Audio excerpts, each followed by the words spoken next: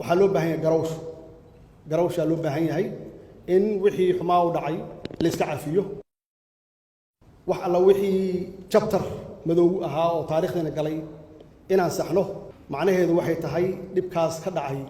waqooyi inaan cudurdaar aan ka samayno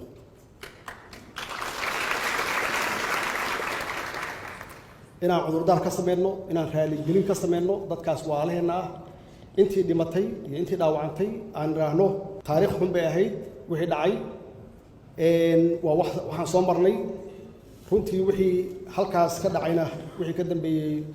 koonfur oo waqooyi ku duusha ma ahayn wax qabiil ku salaysana ma ahayn waxay ahayd system dawli ah oo markaas jiray anigoo madaxweynihii qaranka ah inaan cudurdaarkaas sameeyo oo raaligelintaas aan gaarsiino walaalaheen reer waqooyi idinkana ila qaadataan markaasi waxaan helaynaa nabad baan helaynaa marka haddii aan la qiran wixii dhacay iyo dhibkii dhacay haddii aynun u shaqaynin sida saxa ah oo daacadnimada ah oo ilaah hortiisa ah macnaheedu waxa weeye dhibka aan ku jirno waa ku sii jiraynaa muddooyin badan oo soo socda waxaa loo baahan yahay inaan iscafinno kulligeenba inaan iscafinno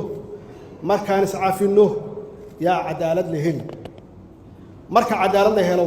yaa nabad la heli nabad marka la helana nolol baa daba socota wasalaamu calaykum waraxmatullaahi wabarakaatu